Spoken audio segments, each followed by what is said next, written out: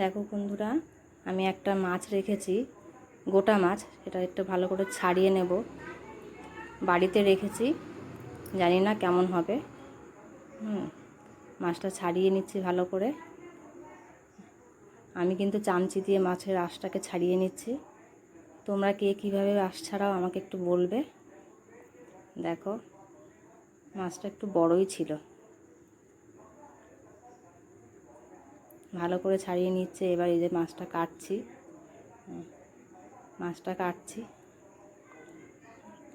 আমার বটিটা একটুখানি নড়বড়ে,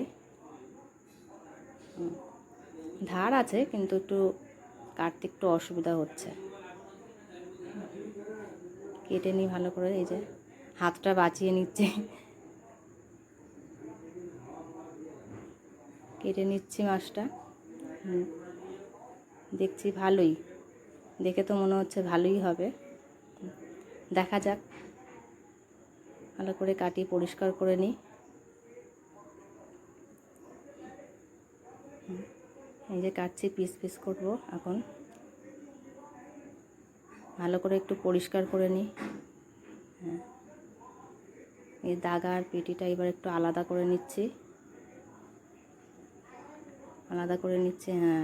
হ্যাঁ, আমাকে বলেছিল মাছটার ডিম হবে না। ঠিকই দেখছি মাছটার ডিম হয়নি। এবার পিসগুলো করে নিই।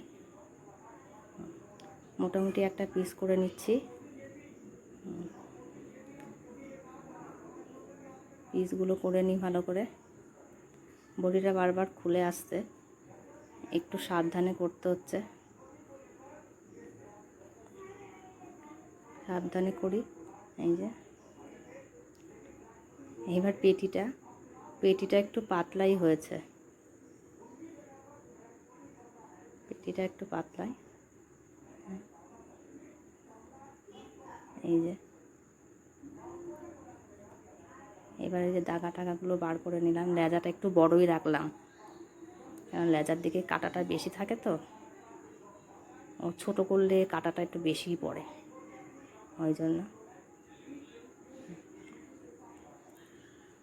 একটু লেজার দিকে একটুখানি ভালো করে কাট করে নিচ্ছে দুই পাশে, যাতে ভাজতে গেলে বা যখন নুন হলুদ মাখাবো। এই যে মাছের মুড়োটা শক্ত, কিন্তু আমার বটিতে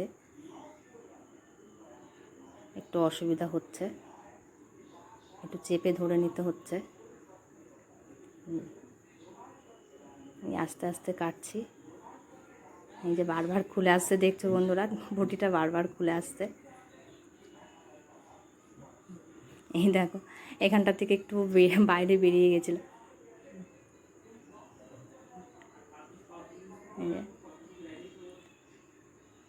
একটু অসুবিধা হচ্ছে কাটতে, কিন্তু হয়ে যাবে। এই যে কাটা হয়ে গেছে। ধুয়েও নিয়েছি বন্ধুরা। মাছটা যে ধুয়ে নিয়েছি, বেশ ভালো করে পরিষ্কার করে ধুয়ে নিয়েছি। এই দেখো,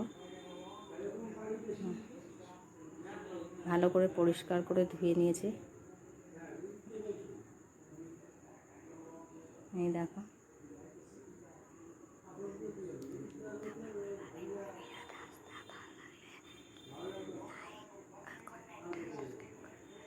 বন্ধুরা, আমার ভিডিও ভালো লাগলে লাইক কমেন্ট শেয়ার করে দিও। এই দেখো, আবার দেখা হবে।